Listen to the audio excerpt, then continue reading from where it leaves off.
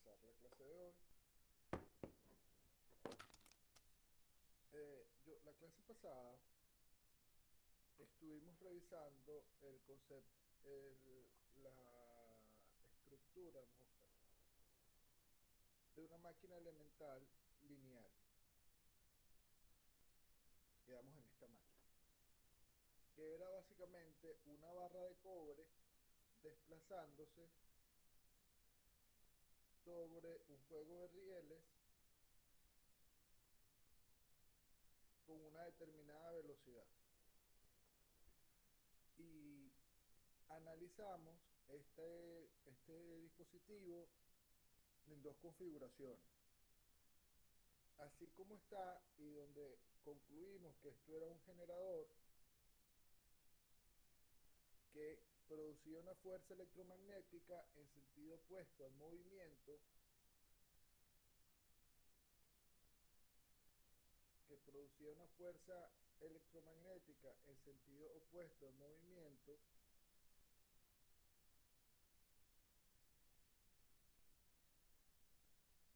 eh, que trataba de frenar el dispositivo, y que para mantener el movimiento necesitábamos una fuerza mecánica externa a la máquina. ¿Aló? ¿Aló? ¿Qué pasó? Adelante, Luis. ¿Tienes la mano levantada?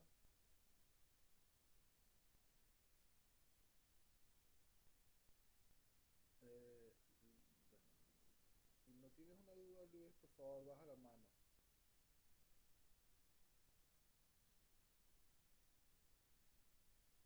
Sí, estoy hablando. ¿No me escuchas? No, sí, sí se escucha, pero es que se escucha muy bajito, muy, muy bajito.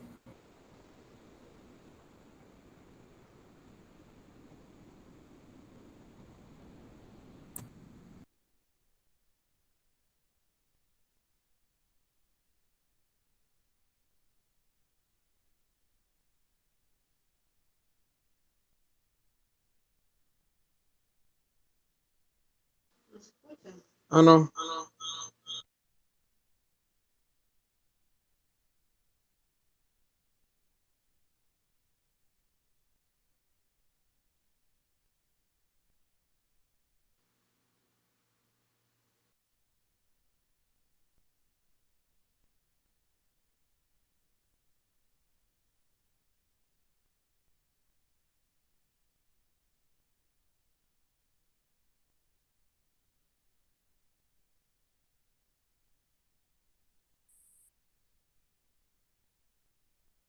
Hola, ¿me escuchan?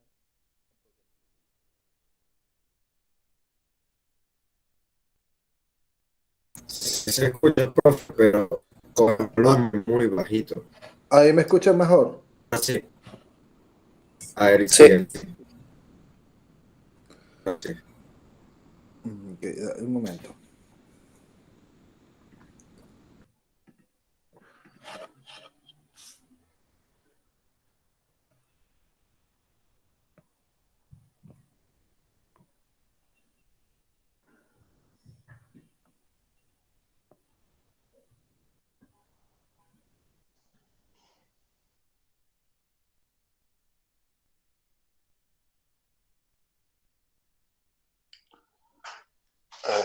Ahí me escuchan mejor.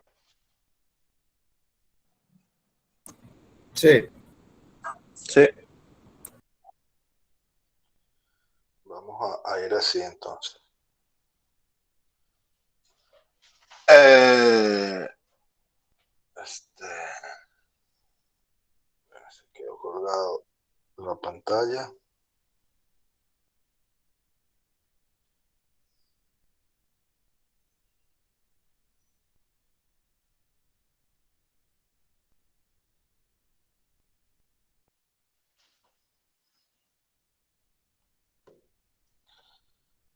¿Y por qué no me quieres compartir la pantalla ahora?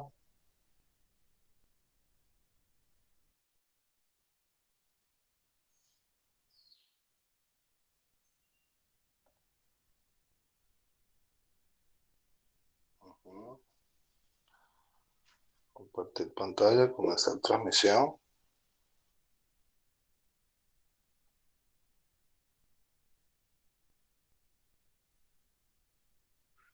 Ahí volvimos. Ok. Entonces, les comentaba que la máquina elemental tiene, cuando opera como generador, al moverse la barra, la potencia que se transfiere a la carga, en este caso, proviene del producto fuerza por velocidad, que sería la potencia mecánica. Esta sería la fuerza electromagnética y esta es la velocidad del eje. Para que este movimiento permanezca en el tiempo, es necesario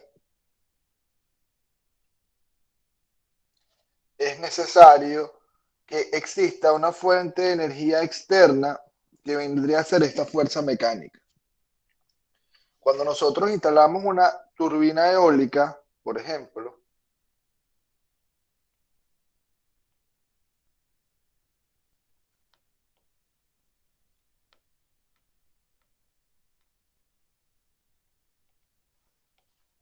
esa turbina eólica es responsable de esta fuerza.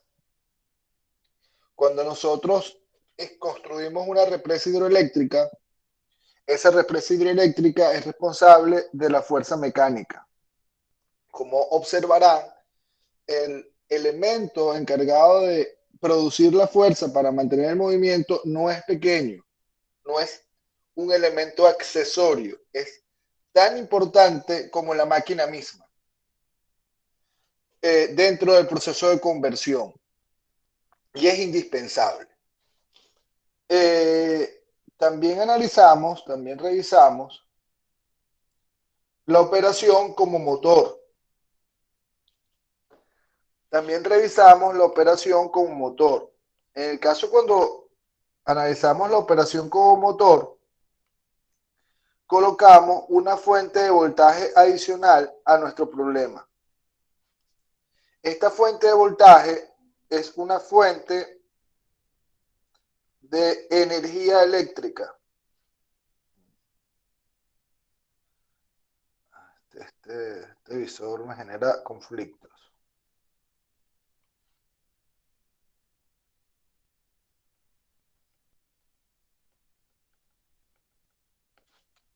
Es una fuente de energía eléctrica. Si abrimos un poco la mente, más atrás habrá un generador o un panel solar o un banco de baterías o una celda de hidrógeno, algo que genere la energía, que la produzca. Más que la produzca, que la convierta de una fuente primaria, porque no podemos crear energía, sino convertirla entre formas diferentes. Pero al tener ahora una fuente de energía eléctrica, es posible que nosotros, con la fuerza electromagnética, produzcamos el movimiento. Que ahora la fuerza electromagnética, en lugar de frenar el movimiento, no sé si puse el dibujo más adelante, no. En lugar de frenar el movimiento, lo contribuya, empuje al movimiento. En ese caso, operamos como motor. Y, ¿cómo sería aquí la fuerza? Recordemos que la fuerza de Lorentz nos dice IL cruz B. Entonces, acá la fuerza sería hacia abajo, cruz hacia adentro, hacia la izquierda. Entonces, aquí la fuerza electromagnética iría internamente y la velocidad también iría internamente. Porque quien va, o trataría de ir internamente al menos. Y puede existir fuerza mecánica. Yo un motor, cuando opero un motor, puede haber una fuerza que se ponga en movimiento.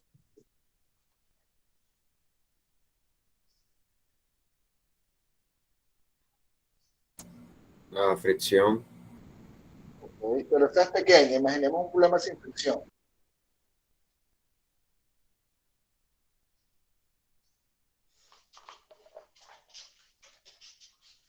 puede existir una fuerza que se ponga en movimiento cuando operamos como motor.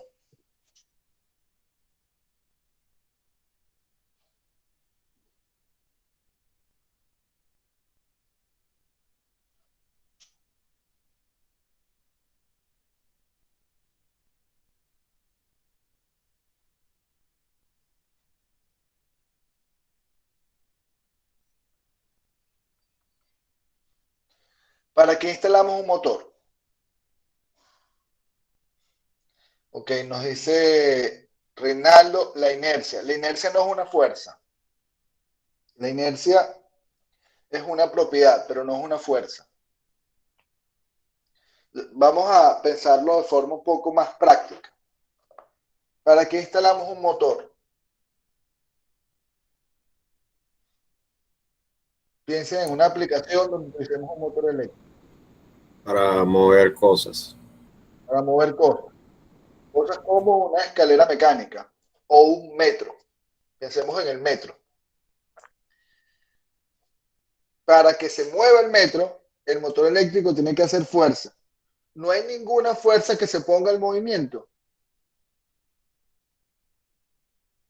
La El carga. peso del... La carga, Ajá, exacto, la carga, el peso. la carga mecánica. Entonces, cuando operamos como motor, va a haber, por lo general, una fuerza mecánica de oposición que es la carga, que depende de la aplicación. Si es el metro, va a depender de cuántas personas hay en el vagón, de cuál es el peso del vagón, del estado de los rieles, porque eso afecta la fricción. Si es una bomba de agua, va a importar cuántos pisos tiene la instalación, cuántos codos tiene la instalación, cuánta agua, la calidad del agua. Si es, no sé qué más puede ser, una escalera mecánica, va a depender de cuántas personas están en la escalera, de la velocidad de la escalera. Todas estas son características de la carga, no del motor. Pero si yo quiero saber la velocidad de equilibrio de este sistema, que es la velocidad donde la fuerza mecánica es igual a la fuerza eléctrica y por tanto la velocidad es igual constante según la segunda ley de Newton, es muy importante la carga. Entonces, les comentaba que en la aplicación como generador necesitamos una fuerza primaria y que esa fuerza primaria no es pequeña, no es despreciable, no es anecdótica. Guri, la represa de Guri es todo un sistema para generar fuerza primaria. El generador es una cosita chiquitita, así despreciable, al lado de la represa. Toda la represa es un sistema para generar fuerza primaria, que termina en la turbina. Bueno, en varias turbinas y en varios generadores que tenemos en Guri. Cuando operamos como motor, instalamos un motor para mover algo. Nadie pone un motor porque es bonito, porque es interesante, porque nos gusta. No, instalamos un motor para mover una carga. Y la carga es lo más importante. O sea, el cliente o el usuario no nos dice, mira, yo tengo un problema en el motor eléctrico que no sé qué pasa con la temperatura de las resistencias. No, él nos va a decir que está fallando y que se está interrumpiendo la producción, que no está alcanzando las condiciones de operación necesarias, y todos estos elementos están asociados a la operación de la carga. Con esto quiero transmitir una idea que a veces cuesta entender en problemas concretos, pero que es básica si nos salimos un poco de los que abrimos la visión más allá del problema que tenemos frente a nosotros. En máquinas eléctricas, el mundo mecánico es tan importante como el mundo eléctrico. Las máquinas son una frontera que interactúan con un mundo mecánico que es muy amplio, bien sea generación, bien sea motorización. Y las condiciones de operación de la máquina eléctrica están determinadas por el mundo mecánico. Es la interacción entre estos dos sistemas a través de la segunda ley de Newton una de las variables fundamentales para poder analizarlos. siempre vamos a tener variable eléctrica, voltaje, corriente, resistencias, inductancias propias, mutuas, flujo, mundo electromagnético y un mundo mecánico que es la segunda ley de Newton. Una parte de ese mundo mecánico es el par o la fuerza electromagnética y la otra parte es la carga, la turbina, el motor, la escalera mecánica, el metro. Los que trabajamos en máquinas eléctricas tenemos que ir conociendo el mundo mecánico. No para sustituir a nuestros colegas mecánicos, sino porque muchas de las expresiones que necesitamos dentro del mundo de máquinas eléctricas son muy poco utilizadas por nuestros colegas mecánicos, fundamentalmente por las escalas de tiempo. El mundo mecánico es mucho más lento que el mundo eléctrico en términos de constante de tiempo. Entonces, un minuto para un ingeniero mecánico es una gota, es nada, y para nosotros es infinito. Entonces, un modelo que para un ingeniero mecánico funcione, para nosotros no nos dice nada, es una constante. Entonces, como es nuestra necesidad, somos nosotros los que tenemos que conocer ese mundo, conocer cómo es la curva de generación de par de una turbina eólica, en qué influye el ángulo de ataque de la turbina eólica con respecto a la potencia que éste puede generar, o cómo calculamos la velocidad óptima de giro de la turbina eólica en función del viento incidente. Esos son variables mecánicas. Uno tiene que entender lo que es el modelo de desplazamiento de aire por fluidos y cómo hace eso que la velocidad del cubo del viento afecte la potencia. Eso es mecánica, eso es fluidos. Dependiendo, usualmente no llegamos a entenderlo como un mecánico experto porque hay cosas que se nos escapan, pero sí tenemos que entender el concepto y tener modelos suficientemente detallados del mundo mecánico para integrarlos con nuestras variables del mundo eléctrico. Y eso es fundamental en todas las máquinas. Reinaldo. Profe, ayer estaba haciendo unos ejercicios y o sea, todavía me cuesta entender, me cuesta identificar cuáles son las variables externas a la máquina y las variables internas de la máquina. Entonces no sé si podría aclararme esa duda. Sí, ya vamos para allá. Lo iba a hacer en el próximo problema, pero lo puedo hacer acá. De las ecuaciones que vimos,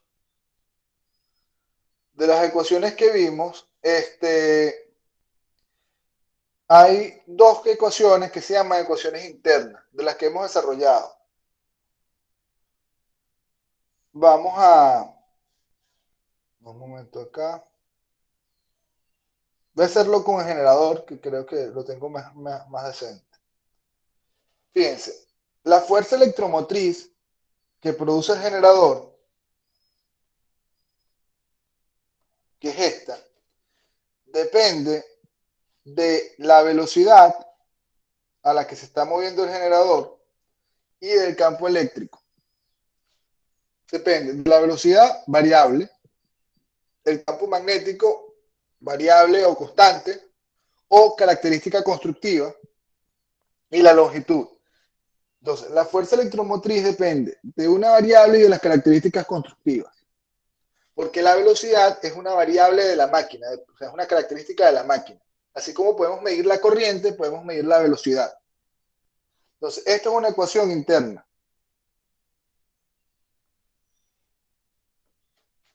La producción de fuerzas electromotrices en las máquinas eléctricas siempre es una ecuación interna. Que es la ecuación interna eléctrica. La segunda ecuación interna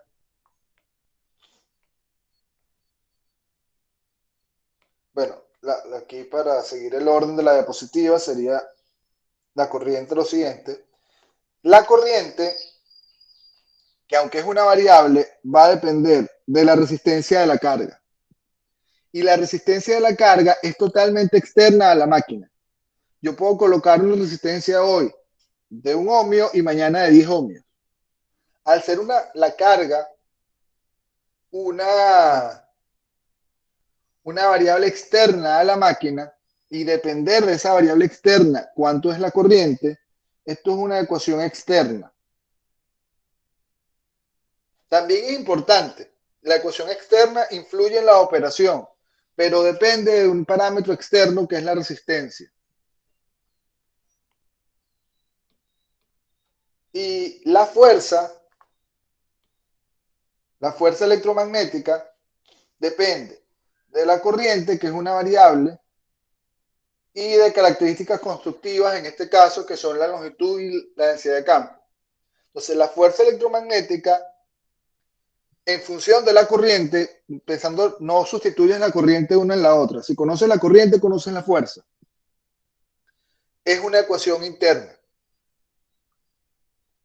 Noten o nota que tienes una ecuación interna eléctrica, que es el voltaje, o electromagnética, y tienes otra ecuación interna, que es la generación de fuerza, que son internas. Podríamos decir además que son conservativas, pensando en términos conservativos desde el punto de vista de física. Pero son internas porque dependen de variables de la máquina. Las variables de la máquina, y lo vamos a ver un poco más adelante en los siguientes ejercicios con más claridad, son las variables de estado del problema, que siempre son corrientes y velocidades, o flujos y velocidades, dependiendo de qué variables utilicemos. Pero dependen de las variables, corrientes y velocidades, y de las características geométricas. Las ecuaciones externas dependen de alguna variable o algún parámetro que no depende de la máquina. En este caso, la resistencia de la carga. Entonces tenemos dos ecuaciones internas, que siempre van a ser la fuerza electromotriz y la fuerza, y también vamos a tener dos ecuaciones externas, la ecuación de voltaje o la malla, donde está conectada la máquina, y la segunda ecuación externa es la fuerza, la segunda ley de Newton. Bueno, acá no la escribí, pero la segunda ley de Newton, porque eso lo hago más adelante en la diapositiva. La segunda ley de Newton, que nos dice, en el caso lineal, la masa por la derivada de la velocidad con respecto al tiempo, siendo la velocidad una variable, es igual a la fuerza mecánica menos la fuerza eléctrica cuando es generador. Entonces, y la fuerza mecánica es totalmente externa a la máquina. No depende de la máquina, en absoluto. Depende del sistema mecánico, depende que haya viento o no haya viento, si es una turbina eólica. Y eso no depende de la máquina. Entonces, como es totalmente exógeno, externo a la máquina, esto es una ecuación externa. En toda máquina, y lo interesante de este capítulo es que permite hacer definiciones bastante universales para máquinas eléctricas. Vamos a tener 4 conjuntos de ecuaciones. Si la máquina es más complicada, no tenemos una sola ecuación interna o externa, tenemos más. Pero son 4 conjuntos. Las ecuaciones de tensión, que va a depender de cuántas bobinas tenga una máquina. En una máquina de inducción trifásica pueden ser 6 ecuaciones internas de tensión. Las ecuaciones de fuerza o par, que esa sí es una, porque las máquinas tienden a tener solo un puerto mecánico, solo un eje de movimiento. Si pensamos una máquina con múltiples piezas móviles que existen, podemos tener más ecuaciones mecánicas, pero siempre mayormente tenemos solo un eje por donde sacamos la fuerza, o el par, que son las ecuaciones internas, y las ecuaciones externas, que son las mallas de voltaje, de cómo se alimenta la máquina. Cada bobina tiene una malla y eso es una ecuación externa porque va a depender de las resistencias y las inductancias y lo que esté conectado a la bobina. Y la segunda ley de Newton, que nos relaciona con la fuerza. Esos son los 4 conjuntos de ecuaciones internas y externas. De todas maneras, en el próximo ejercicio vamos a profundizar sobre eso. Muy bien. Si hay alguna otra duda de este problema, antes de eso,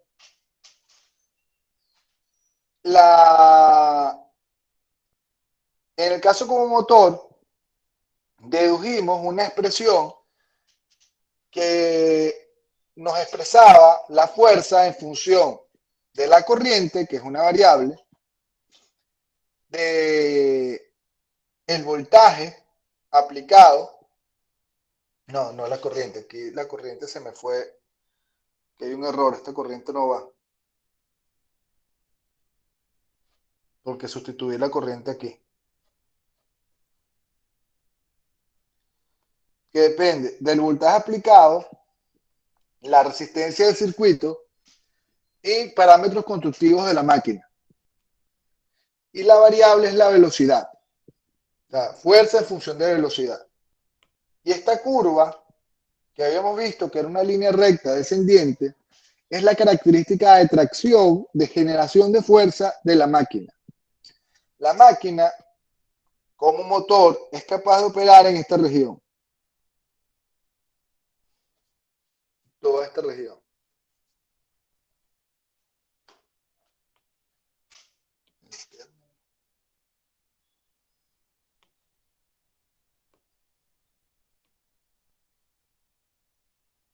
Esto es L, no I.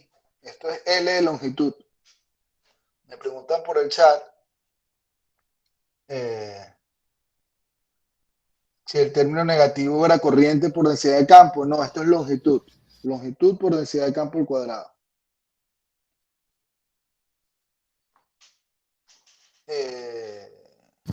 Disculpe, Aquí no, que no es I, sino es L. disculpe, El profe. error. Dígame. Esa I que, o sea, que usted tachó es L, ¿cierto? Pero cuando lo multiplica con el BL que está dentro del paréntesis, quedaría BL al cuadrado todo, o sea, como un paréntesis, no solo al cuadrado la B. Sí, sí, tienes razón. Sí, era aquí. Era aquí, sí. Gracias por notarlo.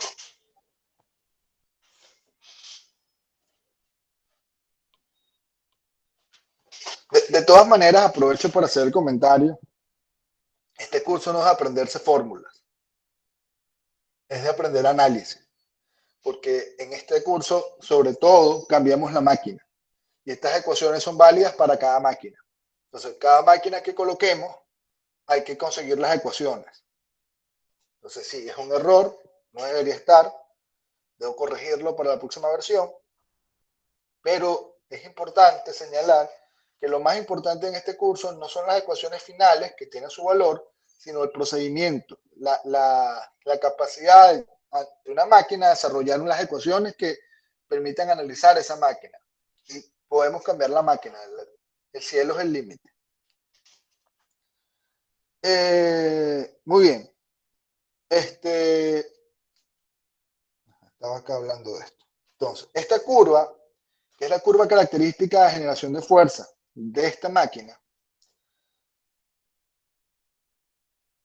depende de las características constructivas y alguna variable de control. Como es una máquina muy simple, la única variable de control es el voltaje que colocamos en terminales. También depende de la resistencia, la densidad de campo, etc. Pero esta curva por sí sola no nos dice a qué velocidad opera la máquina. No es posible, solo conociendo la máquina, saber a qué velocidad va a trabajar. Necesitamos conocer necesariamente al otro lado. Y el otro lado, como les decía, es la curva de carga. La carga tiene que tener una característica de cómo demanda fuerza en caso de motor en función de la velocidad. O en caso de generador, cómo produce fuerza en función de la velocidad. Y ese estudio es mecánico. Por ejemplo, si uno trabaja en propulsión de aviones, que es algo que se está trabajando mucho hoy en día, para aviones eléctricos o híbridos eléctricos, es necesario saber cuánta fuerza pide o cuánto par pide la hélice en función de la velocidad de rotación y expresar eso en una función para poder incluirlo dentro del análisis. Entonces, a través de análisis en túneles de viento y por elementos finitos de las hélices, hay que sacar una función que nos exprese el par de la hélice, par mecánico, en función de la velocidad. Típicamente es un polinomio. Típicamente, esta característica, fuerza mecánica en función de velocidad, es un polinomio. Es un polinomio difícil de conocer y hay aplicaciones donde inclusive uno no conoce o es difícil conocerlo. Pero es una parte del problema. Es una parte importante del problema y es nuestro problema. En este caso que yo estoy escribiendo, estoy hablando de un proyecto de investigación interdisciplinario, donde hay profesionales de muchas áreas y es posible conseguir a alguien que se dedique a eso. Cuando uno está en campo, no cuentas usualmente con ese profesional. Y si uno no es capaz de instalar una bomba de agua, contrata con un mecánico que es capaz de instalar un motor eléctrico. Yo tengo varios amigos mecánicos que no me llaman a mí para instalar motores eléctricos, lo instalan ellos. Y si yo no soy capaz de instalar una bomba de agua y tengo que llamarlo a él, la próxima vez no nos llaman a los dos, sino me lo llaman a él. Entonces, los ingenieros que trabajamos en máquinas tenemos que aprender del lado mecánico, es fundamental. Y cada vez que resolvamos un problema, nuestra visión tiene que ser integral. Por lo que está moviendo el motor, la máquina. Como modelo, lo que está moviendo el motor dentro de la máquina. Para poder determinar el punto de operación. ¿A qué llamamos punto de operación? A una condición en la cual la velocidad del motor es constante. Eso es régimen permanente, que es cuando ocurre el equilibrio mecánico entre la fuerza electromagnética y la fuerza eléctrica. Ok, ahora sí creo que repasamos las cosas más importantes de este problema. Hay 100 conceptos fundamentales en este problema. Es un problema muy básico, pero nos permite definir muchas cosas muy importantes de máquina. Más allá del álgebra. Más allá del álgebra. Yo les había propuesto que revisaran este ejercicio. Esto es un ejercicio rotativo.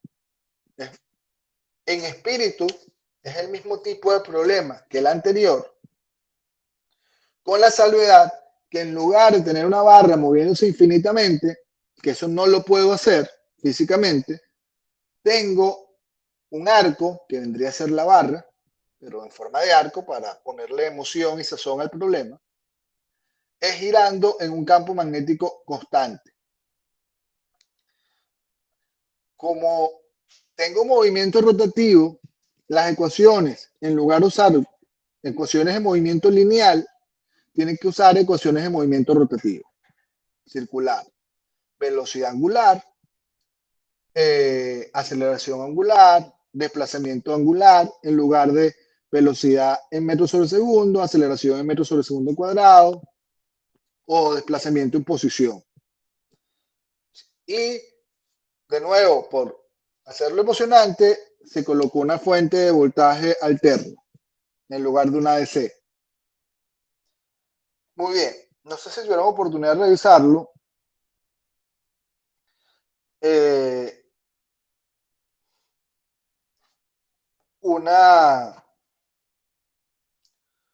Algunos elementos del problema visto en forma lateral. Esta es la vista frontal del problema. La forma lateral, vemos que la velocidad tangencial, recuerden que es ortogonal al movimiento circular, el círculo, el arco que hace esta pieza sería así, más o menos. Bueno, un poco grande me quedó el círculo.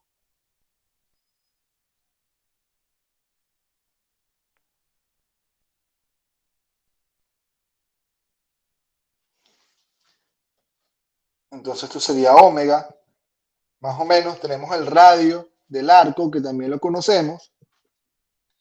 Y teta hay que medirlo desde alguna parte. Teta es la posición del arco en función de algún punto donde lo vayamos a medir. En este problema lo estoy midiendo desde la posición vertical. Lo pudiera medir desde la posición horizontal. Siempre hay que definir un punto desde donde vamos a medir la posición angular. Aquí está mi marco de referencia. Estos problemas se pueden volver abstractos, entonces es muy necesario establecer sistemas de coordenadas y tener claro la dirección de cada una de las variables. En este caso, como la densidad de campo está entrando, sería menos b en la dirección z, y la dirección de omega sería en dirección de x. Esa sería la dirección del vector. Si no se acuerdan de las direcciones, tienen que usar las relaciones vectoriales entre las variables para poder saber en qué dirección va cada variable. Vamos a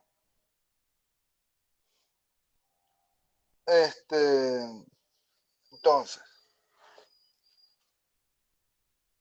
el radio, acá hay este problema no me gusta ponerlo, para evidenciar cómo la geometría, el cálculo elemental se puede complicar, sobre todo por eso. Es un examen viejo que pusieron en algún momento, o un trabajo, una tarea, no creo que fue una tarea, no fue un examen, sino fue una tarea. Y a mí me gusta mostrar cómo se puede complicar el problema desde el punto de vista de cálculo. A pesar que la máquina es muy sencilla, el cálculo empieza a hacerse bastante engorroso. El radio del problema, que es el arco,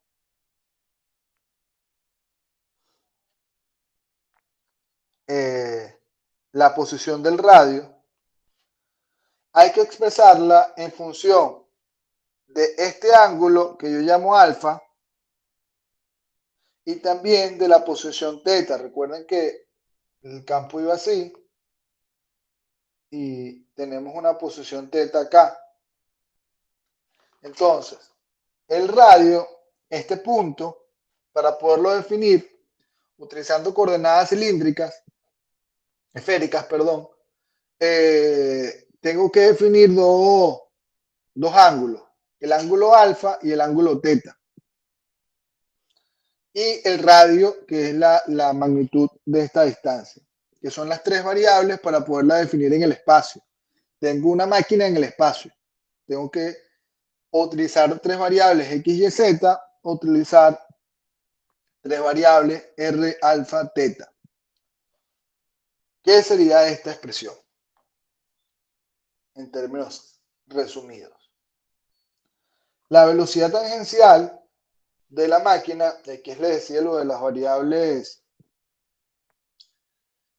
relaciones vectoriales, sería el vector de velocidad angular por el brazo, producto cruz, y si hacemos la operación nos queda que la velocidad tangencial depende de nuevo de los dos ángulos, porque cada parte del arco puede tener una velocidad tangencial diferente, obtiene una velocidad tangencial diferente porque su radio es distinto. O sea, cuando ustedes ven el arco, no, el radio no es distinto, que es una locura, pero bueno, podría ser en alguna máquina, dije una locura.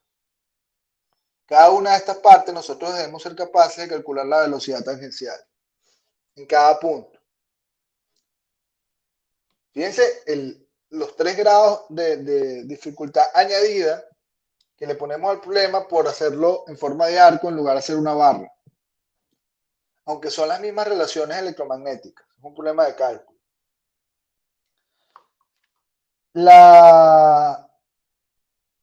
El campo electromagnético inducido, eléctrico inducido, sigue siendo velocidad cruz campo.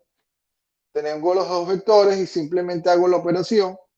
Y me queda que a pesar de toda esta complejidad, el campo eléctrico solo está en la dirección X. ¿Cuál es una maravilla? Sigue dependiendo de mis tres variables espaciales, pero está en la dirección X. Y si quiero saber cuánto es la fuerza electromotriz inducida total,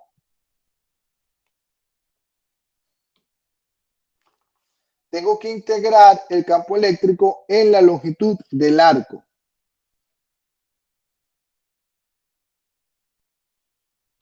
Y para eso, como tengo que parametrizar esta trayectoria. O sea, aquí parametrizo la integral de línea para un campo vectorial y comento que todo ese cálculo que uno ve en matemáticas 6, que a veces uno se pierde para que uno ve eso, es una pregunta que todo estudiante de ingeniería se hace en algún momento, es para analizar este tipo de problemas.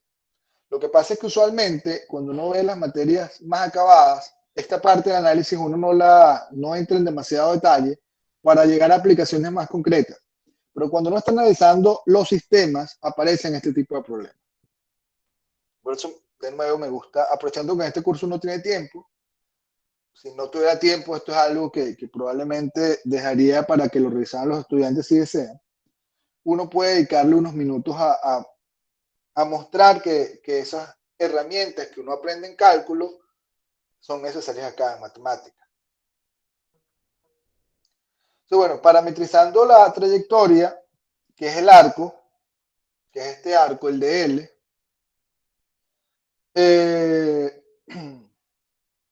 en coordenadas esféricas, aquí las coordenadas esféricas son particularmente útiles, y aplicando la definición anterior, podemos integrar quién es la fuerza electromotriz inducida. ¿Quién es la fuerza electromotriz inducida en esta máquina? Ok. Entonces, como ya no estoy haciéndome demasiado detenimiento en el cálculo porque le pedí que lo revisaran, pero sí quiero detenerme acá. Vean que acá el procedimiento de cálculo fue mucho más complicado. El cálculo fue mucho más desafiante que en el caso de la barrita moviéndose sobre dos rieles. Pero ¿a qué llegamos? La fuerza electromotriz inducida depende de la velocidad, el campo, una constante geométrica. Y en este caso, de la posición también depende. Depende de la posición angular. En la máquina anterior, la fuerza electromotriz inducida dependía de la velocidad, de una constante geométrica y de la densidad de campo. La posición, ¿por qué aparece en esta máquina y no apareció en la otra?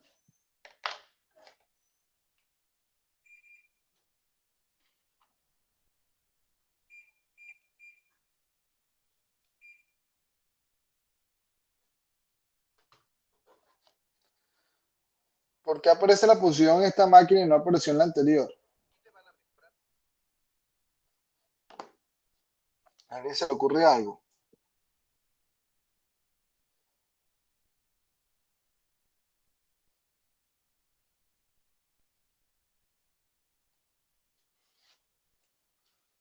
¿Por qué aparecerá la posición en esta máquina y no en la otra? Por el giro de la barra. Recuerda que el giro de la barra es como el movimiento, pero voy a interpretar eso como por la geometría. Esta geometría no es porque gire, porque las máquinas van a girar. Esta geometría hace que la fuerza electromotriz dependa de la posición. La geometría anterior no.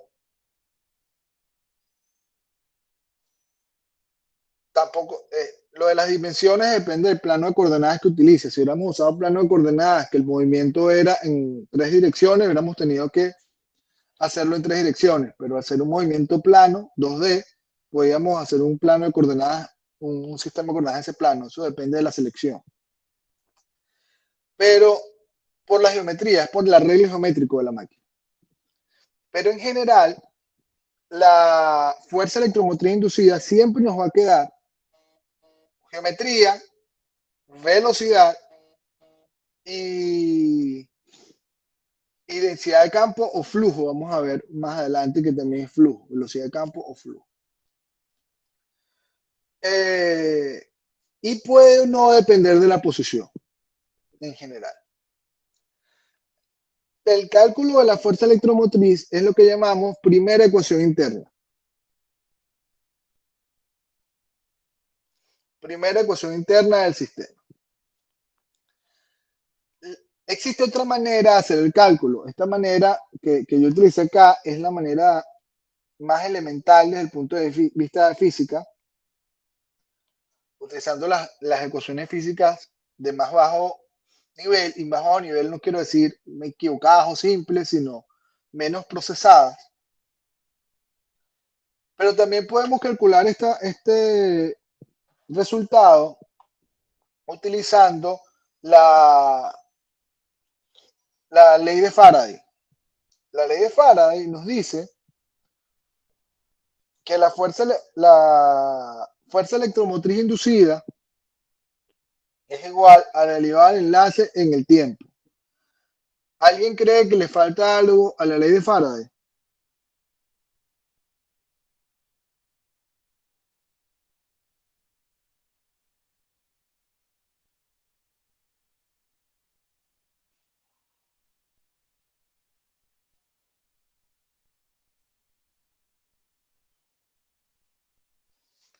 El negativo, que sería la ley de Lenz.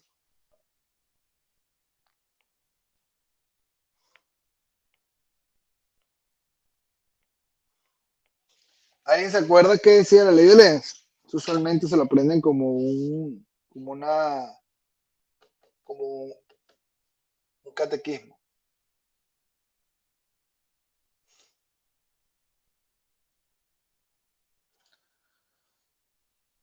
Bueno, se los hago más fácil. La ley de Lenz nos dice que la fuerza electromotriz se opone al campo que lo produce.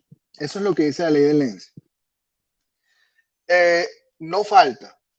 Por tiempo, no me voy a dedicar hoy a explicarlo, pero vamos a tener oportunidad de discutir en clases posteriores por qué en máquinas usualmente no colocamos el menos.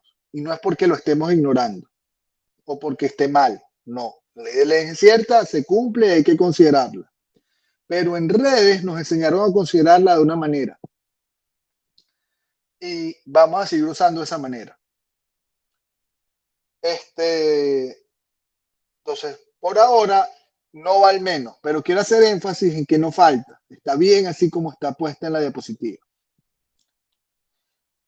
Entonces, la ley de Faraday nos dice que la derivada del enlace es igual, la derivada del enlace en el tiempo es igual a la fuerza electromotriz, siendo el enlace el número de vueltas por el flujo. El flujo es la integral doble de la densidad en la superficie. Entonces, esta cuenta la podemos hacer. La superficie sería, en este caso, está girando así, sería esto.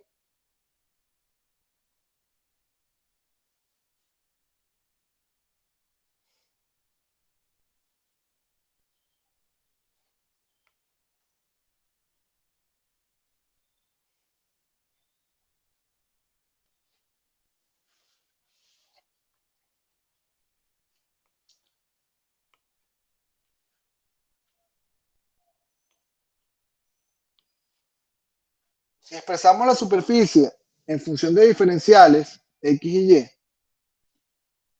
Y hacemos esta operación considerando todos los productos puntos, las direcciones, etc., podemos llegar a este resultado.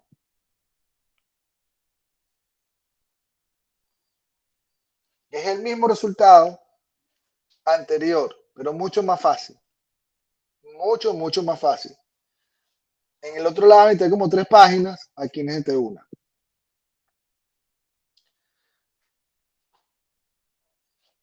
Claramente, el camino utilizando las herramientas más elementales de la física electromagnética es más largo y con un nivel de cálculo bastante más alto.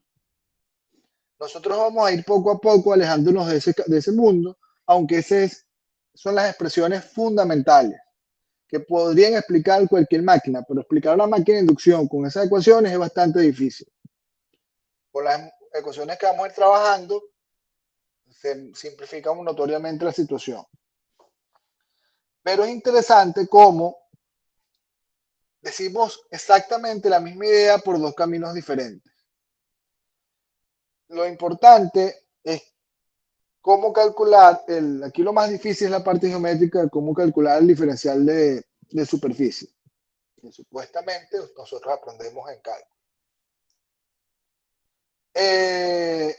En el tema de la fuerza, para ir cerrando con esto, en el tema de la fuerza, hay que calcular cuánta fuerza produce el diferencial de longitud y después integrarlo.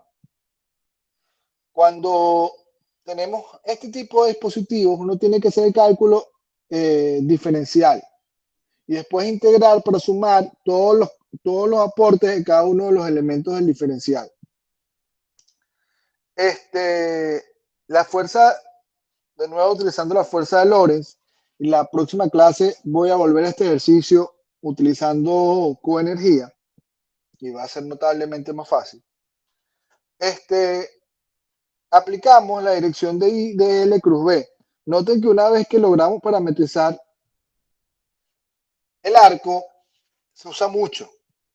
Una de las cosas más complicadas de este problema es parametrizar el arco, que supuestamente son problemas de matemática 5.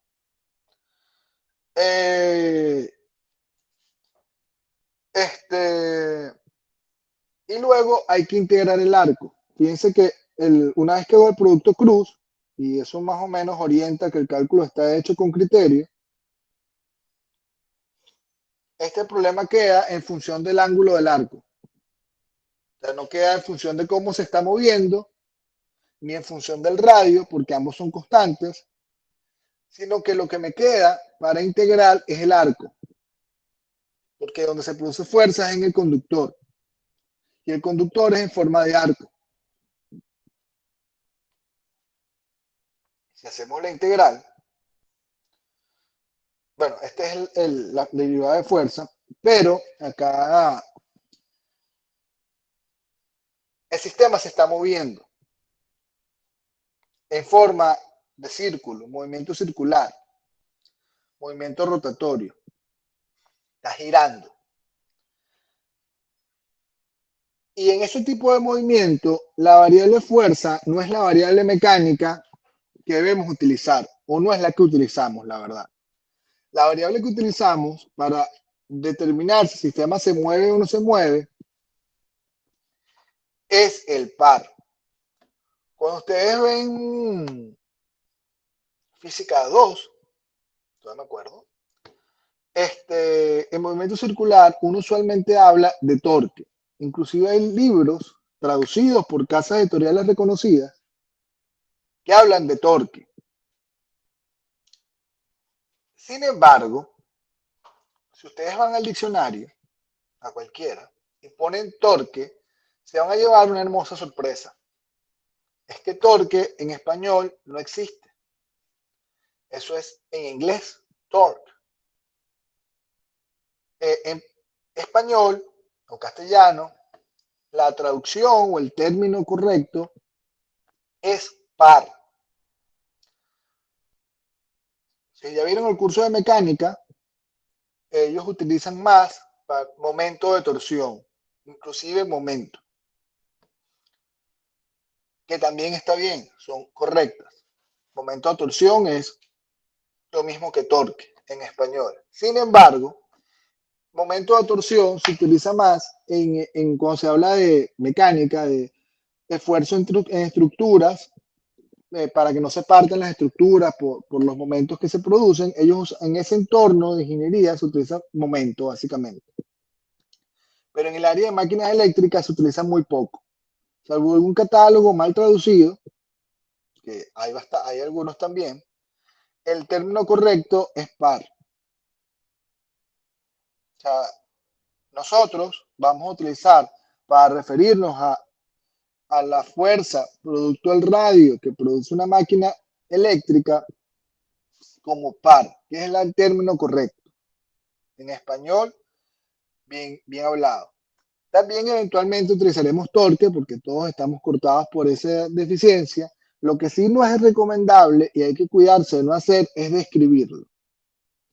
¿Por qué? Porque es como si ustedes aceptaran en un texto que en lugar de decir vigilante dicen guachimán. No, que en la puerta del edificio tenemos un guachimán que le pagamos tanto y eso lo pasan por escrito en una carta. Y abajo firman ingeniero. Por favor.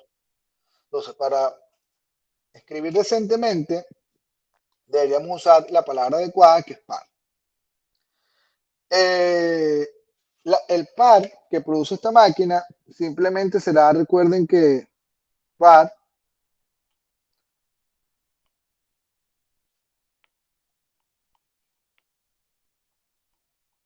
es radio cruz fuerza. Entonces el radio expresado en las coordenadas esféricas, cruz fuerza, eso nos da el par, y al integrar el par en medio arco, nos queda esta expresión muy linda,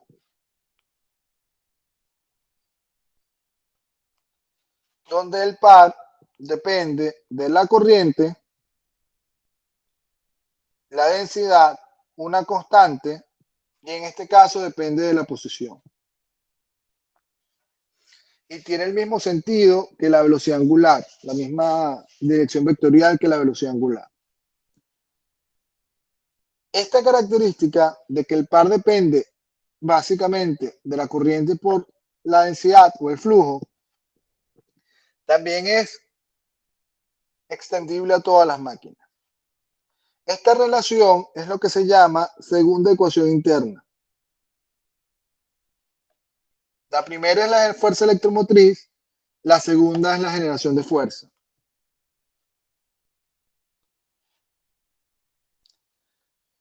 Las relaciones externas serán la malla, esta malla es la segunda ecuación externa, de cómo se relaciona, cómo se produce la corriente respecto al circuito externo, básicamente. Y la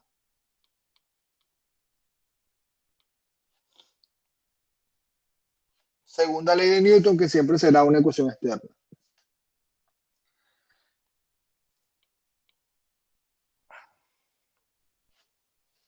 Estas ecuaciones se pueden representar, déjame abrirlo acá.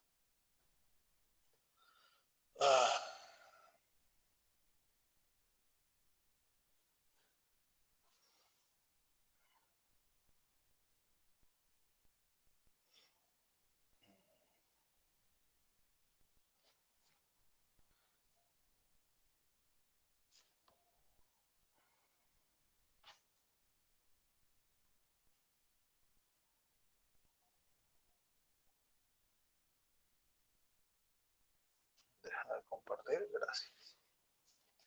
Estas ecuaciones se pueden representar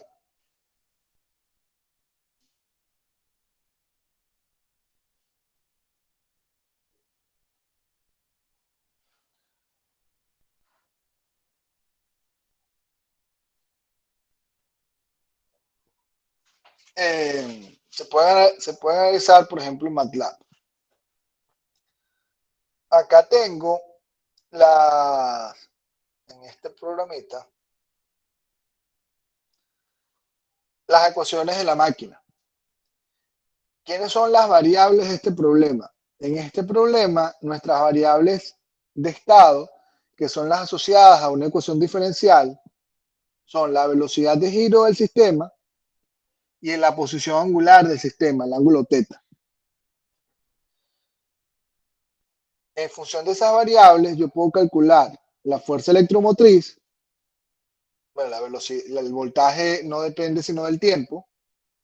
La corriente, el par electromagnético y resolver numéricamente tanto la ecuación de par como la ecuación del ángulo. Hay una ecuación mecánica que fíjense que ni siquiera analicé en el problema, que es la relación entre la posición y la velocidad. La derivada de la posición es la velocidad, simplemente. Es una relación de movimiento básico, ¿no? Elemental. Entonces, yo puedo analizar qué pasa en mi problema cuando el tiempo varía entre 0 y 40 segundos, por ejemplo, con las condiciones iniciales de velocidad y de posición para estos datos. Dato de inercia, de radio, de densidad de campo está un poco alto. Vamos a poner 2, que 5 está muy alto. par de carga, magnitud de voltaje, frecuencia y resistencia. No recuerdo si estos programas se los puse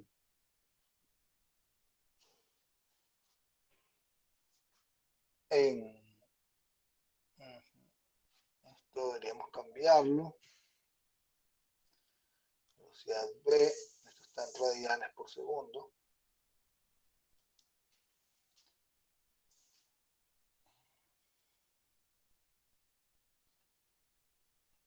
Esto está en radianes.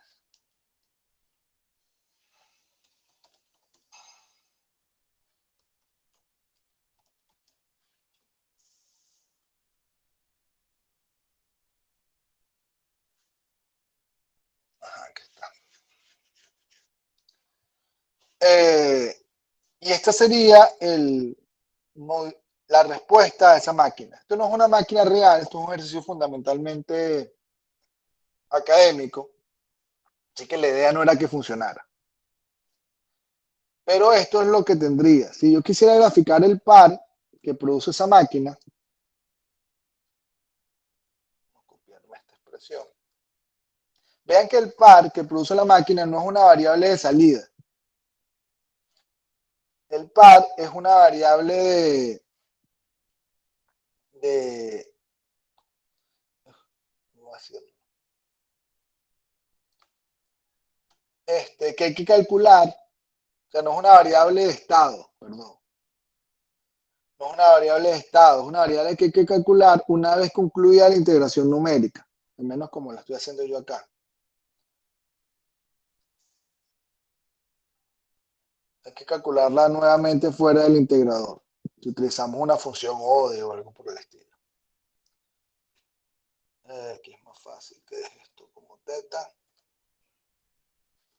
Define aquí teta igual. Y omega m igual a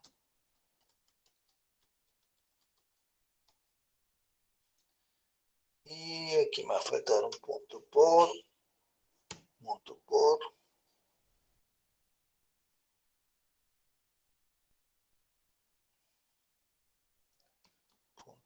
y punto por.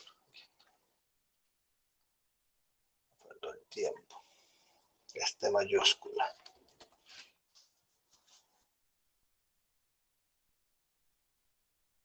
Si queremos graficar el par que produce la máquina, produce este par.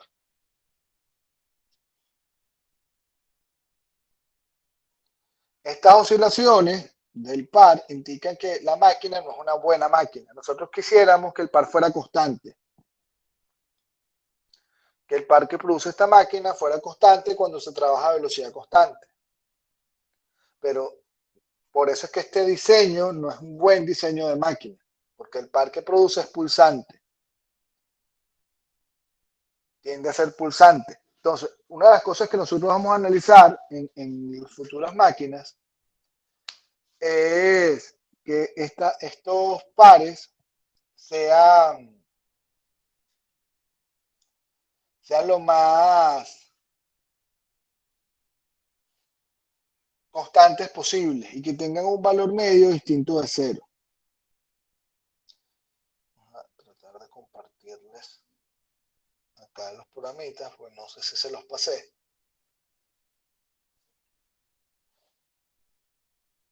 También tengo el de conductor.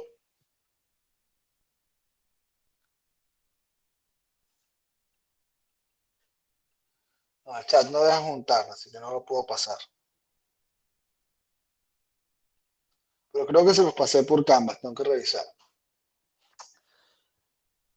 Esta semana, básicamente, el objetivo de la primera semana es analizar mediante herramientas que ustedes tienen máquinas básicas, porque inclusive esta máquina del arquito es una máquina elemental rotativa. Con esta idea hemos sentado las bases de cómo funcionan las máquinas eléctricas. Y yo les he ido resaltando algunas características que son universales. También observamos que en función de la geometría de la máquina, el cálculo puede complicarse bastante. El último problema que vimos hoy es un gran ejemplo de ello. Está muy lejos de ser trivial.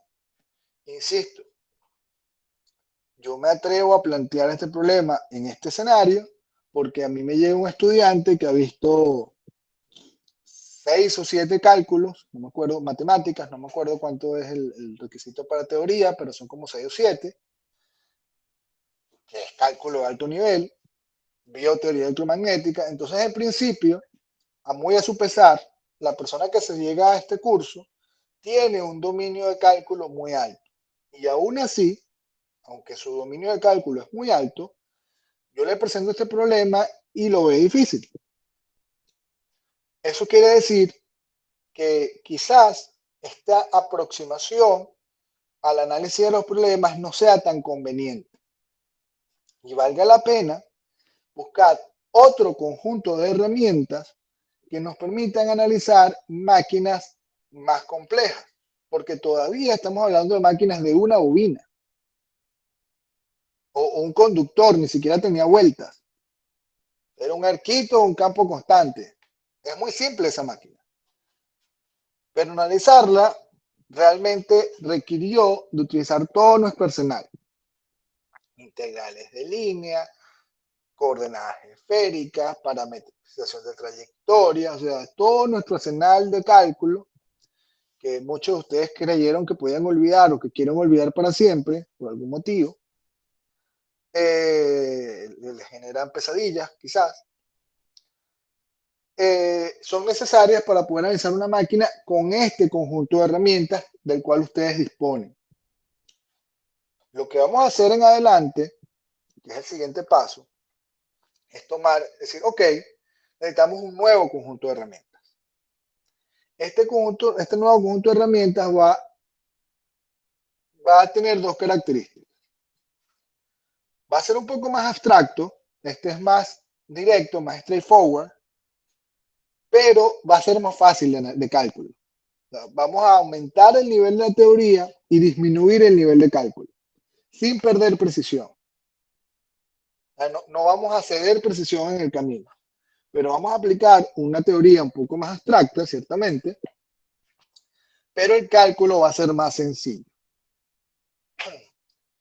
Y vamos a poder con esas herramientas analizar máquinas más próximas a la realidad, que es lo que vamos a hacer básicamente el resto del curso. ¿Qué quedamos acá? Toda máquina tiene dos conjuntos de ecuaciones internas y dos conjuntos de ecuaciones externas. Las ecuaciones internas, fuerzas electromotrices inducidas, par electromagnético. Ecuaciones externas,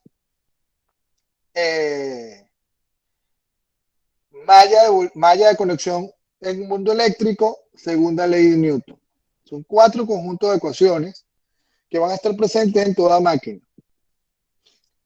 También sacamos la idea clara de cómo se produce fuerza en un generador y cómo se produce fuerza en un motor, y cuál es el rol de la fuerza electromagnética en un generador y de la fuerza electromagnética en un motor. Lo vimos con una máquina lineal. ¿Hay máquinas lineales? Sí. Por ejemplo, en Miami hay un metro eléctrico, hay un metro que es un metro lineal, que tenemos el estator de la máquina montado en el tren y el rotor abajo, en los rieles, y es una máquina lineal. Hay aplicaciones de motores lineales cuya expresión es en fuerza y velocidades. Eso es un ejemplo, pueden buscarlo en Google. Pero la mayoría de las máquinas son rotativas, como el segundo ejemplo que vimos, donde se habla de velocidades angulares en radianes por segundo, o revoluciones por minuto, es la unidad que más se utiliza. Y generaciones de par. Como un problema adicional, en el libro del profesor Aller está la máquina de Faraday, que es como un disco, una rueda de bicicleta con unos contactos, una cosa. Ese deberían poder hacerlo, pueden tratar de hacerlo. Pero pero lo que vamos a hacer ahora en adelante va a ser un poco diferente. Pero en aras de que practiquen y se desafíen ligeramente, eso es un buen ejercicio para practicar. Nosotros cuando desarrollemos los modelos de máquina, a mí me interesa que seamos capaces de solventarlos numéricamente. O sea, lo que uno hace en el análisis es establecer las ecuaciones diferenciales de la máquina. Y de esas ecuaciones diferenciales uno puede hacer el análisis transitorio en MATLAB o el análisis en régimen permanente a mano. Entonces, ambas cosas las vamos a estar haciendo a lo largo del curso. Si no hay más dudas, podemos darlo hasta acá por hoy y nos veríamos el próximo martes.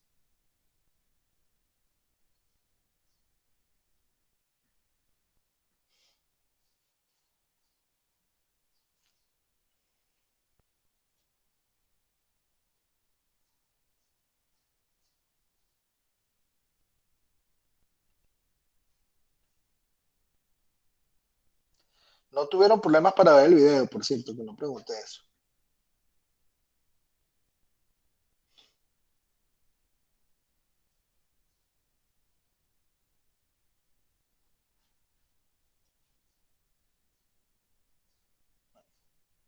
Entonces, no, nos vemos. Vamos a detener la grabación.